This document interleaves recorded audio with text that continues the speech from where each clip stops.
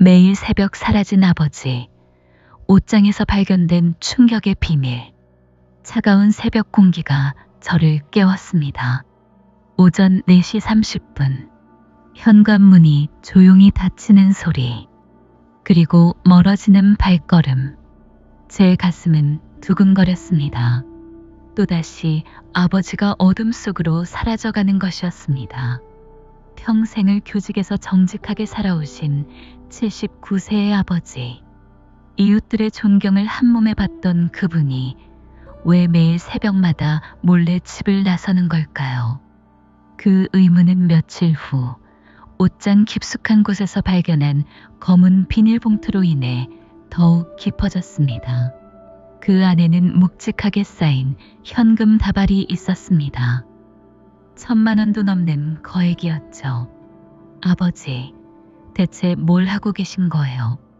그 순간 제 가슴은 무너져 내렸습니다. 그리고 그날부터 저희 가족의 평범했던 일상은 산산조각 나기 시작했습니다. 30년 전 묻어둔 진실이 마침내 어둠에서 기어나온 것이었습니다. 제 이름은 박은주, 48살입니다. 남편을 암으로 잃은 지 벌써 3년이 흘렀습니다. 이제는 고3 아들 준호와 단둘이 살고 있죠. 새벽 4시부터 밤 9시까지 시장통에서 반찬 가게를 운영하며 하루하루를 버텨내고 있습니다. 그런 저희에게 정신적 기둥이 되어주시는 분은 바로 아버지였습니다. 올해 79세가 되신 아버지는 중학교 교장으로 정년 퇴임하신 후 연금으로 검소하게 살아가고 계셨습니다. 아버지는 제가 어릴 때부터 한결같이 엄격하면서도 따뜻한 분이었습니다. 새벽 5시면 어김없이 일어나 마당을 쓸고 화분에 물을 주고 신문을 꼼꼼히 읽으셨죠. 이웃들과 마주치면 언제나 정중히 인사하시고 동네 어른들과는 바둑을 두며 소일하셨습니다. 은주야, 사람은 평생 한 길을 꾸준히 가는 게 중요하다. 아버지가 늘 하시던 말씀이었습니다. 그래서 저도 아버지를 본받아 정직하게 살려고 노력했습니다. 하지만 3달 전부터 아버지에게 이상한 변화가 생기기 시작했습니다. 처음엔 사소한 것이었습니다. 평소보다 말수가 줄어드시고 식사 시간에도 멍하니 허공을 바라보곤 하셨죠. 제가 말을 걸어도 응? 뭐라고? 하며 딴 곳에 정신이 팔려있는 모습이었습니다. 그리고 그 변화는 점점 더 이상해졌습니다. 매일 밤 정확히 11시가 되면 아버지는 어둠 속으로 사라지셨습니다. 검은 점퍼를 입고 모자를 깊숙이 눌러쓰고서 말이죠. 아버지, 어디 가세요? 제가 물으면 늘 같은 대답이었습니다. 그냥 산책 좀 한다. 집에만 있으니까 답답해서. 하지만 아버지가 돌아오실 때의 모습은 결코 산책을 다녀온 것 같지 않았습니다. 얼굴에는 식은땀이 흘러내리고 숨은 거칠게 몰아쉬고 계셨죠. 그리고 때로는 손목이나 팔에 설명할 수 없는 멍이 있었습니다. 아버지, 이 멍은 어디서 생긴 거예요? 아, 그냥 어둡다 보니까 벽에 부딪혔지 뭐. 그렇게 대답하시지만 아버지의 눈동자는 불안하게 흔들리고 있었습니다. 저는 점점 불안해졌습니다. 79세의 노인이 매일 밤 11시에 나가서 새벽 1시에 들어오는 게 정상일 리가 없었습니다. 더군다나 그렇게 지친 모습으로 돌아오시는 것도 이상했고요. 어느 날 밤 아버지를 기다리며 거실에 앉아있던 저는 깜빡 졸았습니다. 그리고 새벽 2시경 깨어났을 때 아버지는 아직 들어오지 않으셨습니다. 가슴이 쿵쾅거렸습니다. 혹시 무슨 사고라도 나신 건 아닐까 걱정이 되어 잠을 이룰 수가 없었습니다. 새벽 3시가 넘어서야 현관문이 열렸습니다. 아버지는 평소보다도 더 지쳐 보이셨고 얼굴 색도 창백했습니다. 아버지, 괜찮으세요? 왜 이렇게 늦게? 걱정하지 마라. 그냥 좀 길을 돌아왔다. 아버지는 제 눈을 피하며 방으로 들어가셨습니다. 그 뒷모습에서 저는 말로 설명할 수 없는 절망감을 느꼈습니다. 마치 무언가 무거운 짐을 혼자 지고 계신 것 같았습니다. 그날 밤부터 저는 잠을 제대로 이룰 수 없었습니다. 아버지에게 무슨 일이 일어나고 있는지 알아야겠다는 생각이 머릿속을 맴돌았습니다. 며칠 후, 저는 아버지가 외출하신 사이 용기를 내어 아버지 방에 들어갔습니다. 평생을 깔끔하게 정리정돈하며 사셨던 아버지의 방이 어수선했습니다.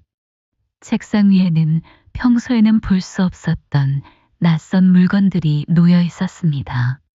먼저 눈에 띈 것은 누구 이름도 적히지 않은 하얀 약봉지였습니다. 진통제인 것 같았는데 처방전도 없는 알약들이 들어 있었습니다. 그 옆에는 손바닥만한 소독약통이 있었고 사용한 흔적이 역력했습니다. 가장 이상한 것은 낡은 수첩 하나였습니다. 그 수첩을 펼쳐보는 순간 저는 숨이 멎을 뻔했습니다. 아버지의 정갈한 글씨로 이런 메모들이 빼곡히 적혀 있었습니다. 11시 00분 준비 완료. 절대 들지 말 것. 실패하면 큰일 난다. 이번이 마지막이게. 은조와 준호는 모르게. 그 글귀들을 읽으면서 제 손끝이 덜덜 떨렸습니다. 아버지가 무언가 위험하고 비밀스러운 일에 연루되어 있다는 것이 확실해졌습니다. 수첩을 더 넘겨보니 날짜별로 간단한 기록들이 있었습니다. 3월 15일 마이너스 성공. 하지만 더 유구함. 3월 22일 마이너스 실수했다. 다음엔 조심해야. 4월 3일 마이너스 끝날 기미가 보이지 않음. 4월 10일 마이너스 은주가 의심하기 시작. 마지막 줄을 읽는 순간 등골이 서늘해졌습니다. 아버지가 제가 의심하고 있다는 것을 알고 계셨던 거였습니다. 그때 현관문이 열리는 소리가 들렸습니다. 아버지가 돌아오신 거였습니다. 저는 황급히 수첩을 원래 자리에 놓고 방을 나왔습니다. 은주야, 뭐 하고 있었니? 아버지의 목소리에는 평소에 없던 경계심이 담겨 있었습니다. 아, 그냥 아버지 입을 좀 개려고요. 거짓말이었습니다. 하지만 아버지도 거짓말을 하고 계셨으니까요. 그날 저녁 식사 시간, 저는 아버지를 유심히 관찰했습니다. 평소보다 음식을 거의 드시지 않으셨고 계속해서 시계를 보시며 안절부절하고 계셨습니다. 아버지, 요즘 어디 아프세요? 병원에 가보시는 게 어떨까요? 아프긴 뭐가 아프다냐. 늙으면 원래 이런 거다. 하지만 아버지의 목소리는 평소의 당당함이 사라져 있었습니다. 마치 무언가에 쫓기는 사람처럼 들렸습니다. 밤 10시 50분.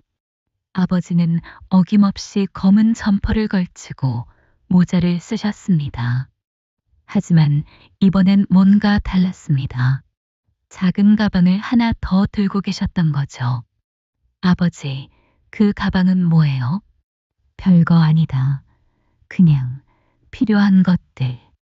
아버지는 제 질문에 대답을 회피하며 서둘러 나가셨습니다. 저는 창문으로 아버지를 지켜봤습니다. 평소와 달리 골목 어귀에서 한참을 주위를 살피시더니 어둠 속으로 사라지셨습니다. 그 모습은 마치 누군가를 피하려는 것 같았습니다.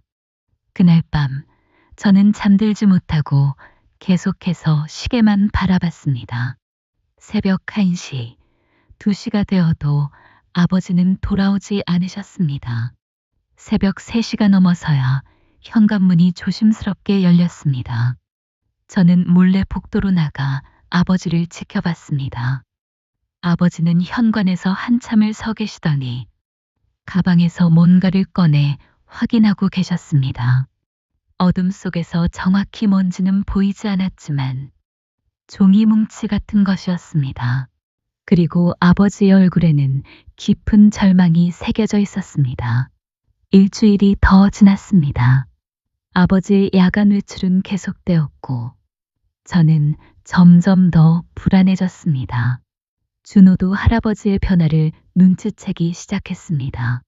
엄마, 할아버지가 요즘 이상하지 않아? 밤마다 어디 가시고 낮에는 멍하니 계시고 아무 말 하지 마라. 할아버지가 걱정하실까봐. 하지만 저 역시 한계에 다다르고 있었습니다. 그러던 어느 금요일 오후 아버지가 동네 경로당에 나가신 사이 저는 마침내 결단을 내렸습니다. 더 이상은 모른 척할 수 없었습니다. 아버지의 방문을 열고 옷장 앞에 섰습니다. 평생을 정리정돈의 달인으로 사셨던 아버지의 옷장은 언제나 완벽했습니다. 하지만 이번엔 뭔가 달랐습니다. 옷장 아래쪽 서랍이 평소보다 조금 튀어나와 있었습니다. 서랍을 열어보니 평범한 속옷들과 양말들이 정리되어 있었습니다. 하지만 그 아래 가장 깊숙한 곳에 검은 비닐봉지 하나가 숨겨져 있었습니다. 가슴이 두근거렸습니다. 손이 떨렸습니다. 봉지를 조심스럽게 꺼내 열어보는 순간 저는 그 자리에 주저앉을 뻔했습니다. 현금이었습니다. 고무줄로 묶인 만원권 다발들이 빼곡히 들어있었습니다. 대충 세어봐도 적어도 1,000만 원은 넘어 보였습니다. 이게 뭐예요? 제 목소리는 떨리고 있었습니다. 평생을 교직에서 정직하게 살아오신 아버지가 연금 외에 이런 거액의 돈을 어디서 구하셨을까요? 더군다나 이렇게 숨겨둘 이유가 뭘까요? 저는 그 돈을 손에 들고 한참을 바라봤습니다. 돈에서는 묘한 냄새가 났습니다. 마치 오래된 창고 같은 곰팡이 냄새 같은 것이었습니다.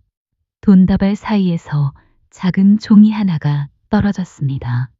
그것을 주워보니 어떤 주소가 적혀 있었습니다. 서울시 중구 달빛동 123-45 지하. 그리고 그 아래 작은 글씨로 이런 말이 적혀 있었습니다. 매주 금요일 밤 11시 30분. 제 머릿속이 하얘졌습니다. 이 주소가 아버지가 매일 밤 가시는 곳인 걸까요? 그때 현관문이 열리는 소리가 들렸습니다. 아버지가 일찍 돌아오신 거였습니다. 저는 황급히 돈을 다시 봉지에 넣고 서랍을 원래대로 정리했습니다. 하지만 그 종이 한 장은 몰래 주머니에 넣었습니다. 은주야, 집에 있었구나. 아버지가 방문 앞에서 말씀하셨습니다. 평소와 다른 점은 아버지의 목소리에 의심스러워하는 톤이 섞여 있다는 것이었습니다. 네, 청소 좀 하고 있었어요. 내 방까지 청소할 필요는 없다. 내가 알아서 한다. 아버지의 말투는 단호했습니다. 그리고 제가 방을 나가자마자 아버지는 문을 닫고 뭔가를 확인하시는 소리가 들렸습니다. 저는 거실 소파에 주저앉았습니다. 가슴이 답답했습니다. 평생을 존경하며 살아온 아버지에게 이런 비밀이 있다니. 그리고 그 거액의 돈은 도대체 어디서 나온 걸까요? 그날 저녁 식사 시간은 유난히 조용했습니다. 아버지는 거의 드시지 않으셨고 준호는 학교 이야기를 했지만 아무도 제대로 듣지 않았습니다. 할아버지, 요즘 왜 이렇게 안 드세요? 준호가 걱정스럽게 물었습니다. 그냥 입맛이 없어서. 아버지의 대답은 힘이 없었습니다. 그리고 계속해서 시계를 보며 불안해하고 계셨습니다. 밤 11시 20분. 아버지는 어김없이 일어나셨습니다. 하지만 이번엔 평소보다 더 오랫동안 준비를 하셨습니다. 거울 앞에서 모자를 여러 번 눌러 쓰시고 옷깃을 정리하시고 심지어 작은 손전등까지 챙기셨습니다. 아버지, 조심해서 다녀오세요. 제가 말하자 아버지는 잠깐 멈춰 서셨습니다. 그리고 저를 빤히 바라보시더니 이상한 말씀을 하셨습니다. 은주야, 만약에 내가 없어져도 너와 준호는 잘 살아야 한다. 아버지, 무슨 말씀이세요? 아니다.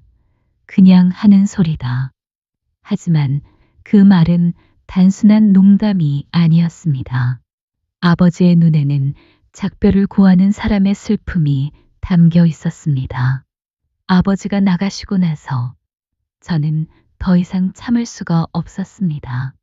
주머니에서 그 종이를 꺼내 다시 한번 확인했습니다.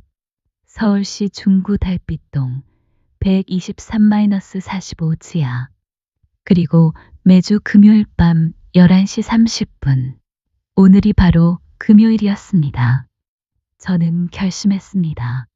직접 그곳에 가서 아버지가 무슨 일을 하고 계신지 확인하겠다고. 하지만 준호가 걱정이었습니다. 아이 혼자 집에 두고 갈 수는 없었습니다. 준호야, 엄마가 잠깐 나갔다 올게. 절대 문 열어주지 마라. 엄마, 어디 가요? 이 밤에. 급한 일이 생겼어. 1시간 안에 돌아올게. 준호는 불안해했지만 저는 더 이상 미룰 수 없었습니다. 택시를 타고 그 주소로 향했습니다. 운전기사도 이상하게 생각하는 듯 했습니다. 이 시간에 그 동네 지하로 가시게요. 거기 뭐 있나요? 네, 급한 일이 있어서요. 하지만 저도 그곳에 뭐가 있는지 전혀 몰랐습니다. 30분 후, 택시는 낡은 상가 건물 앞에 섰습니다. 건물은 대부분 문을 닫았고 가로등 불빛만이 어둠을 밝히고 있었습니다. 주소를 찾아보니 건물 옆 좁은 계단이 지하로 이어져 있었습니다. 계단을 내려가면서 저는 심장이 터질 것 같았습니다. 지하에서는 희미한 불빛이 새어나오고 있었고 사람들의 웅성거리는 소리가 들렸습니다. 지하실 문 앞에 다다랐을 때 저는 그만 발걸음을 멈췄습니다. 그 안에서 아버지의 목소리가 들렸습니다. 이번이 마지막입니다. 제발 그만해 주세요. 그리고 낯선 남자의 목소리가 대답했습니다. 마지막, 웃기는 소리 하지 마. 내가 30년 전에 저지른 일을 생각해봐. 저는 귀를 문에 바짝 대고 들었습니다.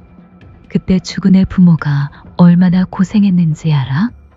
지금도 정신병원에서 약 먹고 살아. 죄송합니다. 정말 죄송합니다. 아버지의 목소리는 떨리고 있었습니다. 죄송하다고? 그럼 지금까지 뭘 한 거야? 돈으로 때우려고? 그때 저는 깨달았습니다. 아버지가 협박을 당하고 있다는 것을, 그리고 30년 전 무슨 일이 있었다는 것을. 제가 더 듣고 있으려던 순간 갑자기 지하실 문이 열렸습니다. 누구야? 덩치 큰 남자가 저를 발견한 거였습니다. 아, 죄송해요. 길을 잘못. 이 할멈이 엿듣고 있었네. 그 순간 아버지가 저를 보셨습니다. 아버지의 얼굴은 절망으로 일그러졌습니다. 은주야, 왜 여기까지? 아버지. 저는 그 순간 모든 것을 알 수 있었습니다. 아버지가 왜 매일 밤 나가시는지, 왜 그 돈이 필요한지, 왜 그렇게 고통스러워 하시는지. 이제 가족까지 알았구나. 남자가 음흉하게 웃었습니다. 제발, 제발 가족은 건드리지 마세요. 아버지가 무릎을 꿇으며 애원했습니다. 그 모습을 보는 순간 제 가슴이 터질 것 같았습니다. 그날 밤 우리는 아무 말 없이 집에 돌아왔습니다. 택시 안에서 아버지는 계속 고개를 숙이고 계셨습니다. 저도 무슨 말을 해야 할지 몰랐습니다. 집에 도착해서야 아버지가 입을 열었습니다. 은주야, 미안하다. 그 한마디에 모든 것이 담겨 있었습니다. 아버지, 도대체 무슨 일이에요? 30년 전에 뭐가 있었던 거예요? 하지만 아버지는 대답 대신 이렇게 말씀하셨습니다. 내가 모르는 게 내가 안전한 거야. 안전. 아버지가 저렇게 고통받고 계시는데 무슨 안전이에요? 제 목소리가 커졌습니다. 그러자 준호가 방에서 나왔습니다. 엄마, 할아버지, 무슨 일이에요? 아니다, 준호야. 그냥 어른들 이야기다. 방으로 들어가라. 아버지는 준호를 방으로 보내시고 저와 단둘이 거실에 앉으셨습니다. 은주야, 내 말 잘 들어.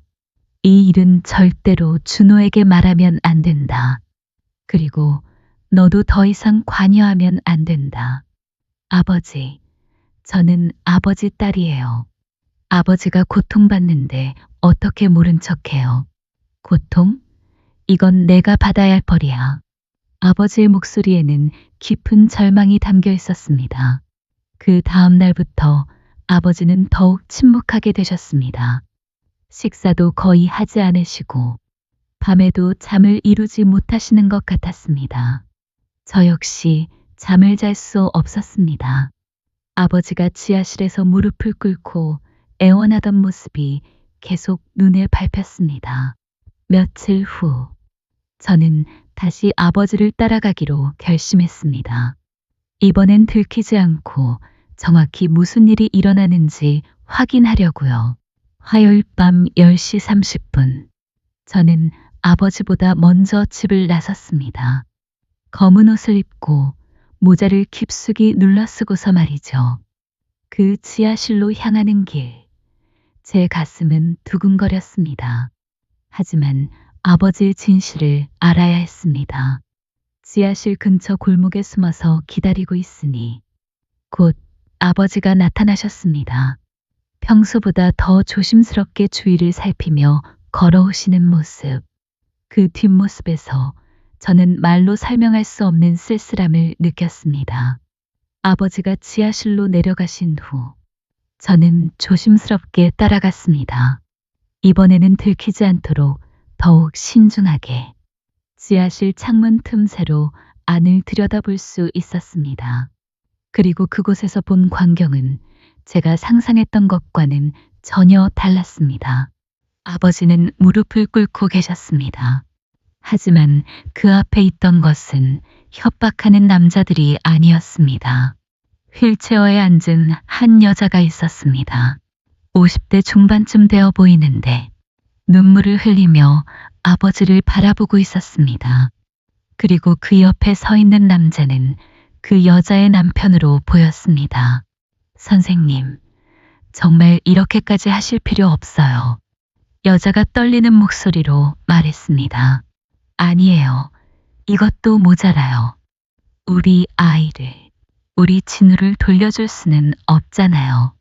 아버지의 목소리는 절규에 가까웠습니다. 그때 저는 깨달았습니다. 아버지가 협박을 당하고 있는 게 아니라 스스로 속죄하고 있다는 것을. 집에 돌아와서 저는 아버지에게 따졌습니다. 아버지, 이제 모든 걸 말씀해 주세요. 30년 전에 도대체 무슨 일이 있었던 건가요? 아버지는 한참을 침묵하시다가 마침내 무너진 듯 고백을 시작하셨습니다. 은주야, 30년 전 내가 교감으로 있던 학교에서 체육관 공사가 있었다. 그때 나는 안전관리를 제대로 하지 못했어. 건설업체에서 주는 뒷돈을 받고 부실한 공사를 묵인했던 거야. 아버지의 목소리는 점점 작아졌습니다. 그런데 그 공사 중에 중학교 2학년 김진우라는 아이가 공사장에서 놀다가 무너진 기둥에 맞아 죽었어. 그 아이의 부모는 학교를 상대로 소송을 걸었지만 당시 교육청과 건설업체가 짜고 모든 걸 은폐해버렸지. 저는 숨이 막혔습니다. 진우 어머니는 그 충격으로 하반신이 마비되었고 아버지는 직장을 잃고 가정이 완전히 무너졌어. 나는 그때부터 평생 죄인으로 살았다. 아버지는 눈물을 흘리며 계속 말씀하셨습니다. 몇 달 전 진우 아버지가 나를 찾아왔어. 선생님도 이제 늙었으니 죗값을 치르고 가세요 라고 하더라. 나는 기꺼이 그 말을 받아들였다. 매달 내 연금에서 300만 원씩 그분들에게 드리고 있어. 그 다음 날 저는 진우 부모님을 직접 찾아갔습니다. 아버지 모르게 말이었습니다. 안녕하세요. 저는 박 교장의 딸 은주입니다. 진우 어머니는 저를 보자 눈물을 흘렸습니다. 아이고, 선생님 딸이 왜 여기까지? 저는 무릎을 꿇고 말했습니다. 죄송합니다. 아버지 대신 사죄드립니다. 하지만 이제는 그만해 주세요. 아버지가 너무 고통스러워하세요. 그때 진우 아버지가 말했습니다. 사실 우리도 이제 그만하고 싶었어요. 선생님이 30년 동안 얼마나 후회하며 사셨는지 우리도 알거든요. 진우 어머니가 휠체어에서 제 손을 잡았습니다. 딸아, 우리는 복수하려던 게 아니야. 그냥 우리 진우를 기억해달라는 거였어. 선생님이 잊지 말고 평생 기억해달란. 그 순간 저는 모든 것을 이해했습니다. 이것은 복수가 아니라 잃어버린 아이에 대한 간절한 그리움이었습니다. 선생님이 돈을 가져오실 때마다 우리 마음도 아팠어요. 하지만 거절하면 선생님이 더 고통스러워 하실 것 같아서 저는 그들에게 제안했습니다. 앞으로는 저희 가족이 진우를 기억하겠습니다. 매년 진우 기일에는 성묘도 가고 진우 이름으로 장학금도 만들어 보면 어떨까요? 진우 부모님은 서로를 바라보며 고개를 끄덕였습니다. 그날 밤 저는 아버지께 모든 것을 말씀드렸습니다. 아버지, 이제 그만하세요. 진우 부모님도 용서하셨어요. 아버지는 믿을 수 없다는 듯 저를 바라보셨습니다. 정말, 정말이냐? 네, 아버지. 이제는 다른 방식으로 속죄하세요. 진우를 기억하고 다른 아이들을 도우세요.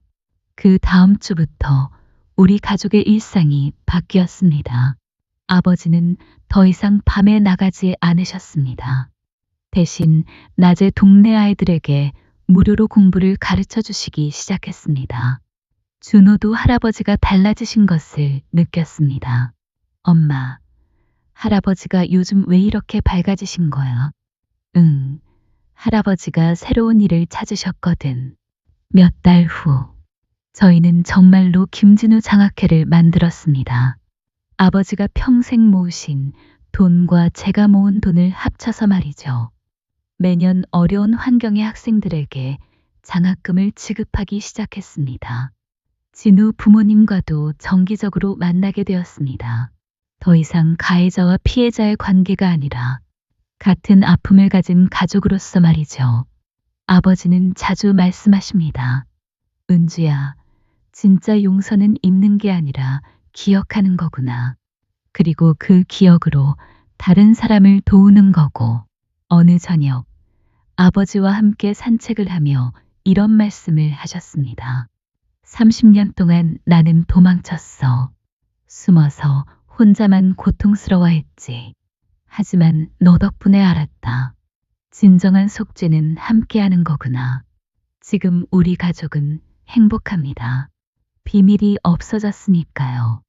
준호도 할아버지와 더 가까워졌고 저도 아버지를 더 깊이 이해하게 되었습니다. 그리고 무엇보다 김진우라는 아이가 우리 가족의 일부가 되었습니다.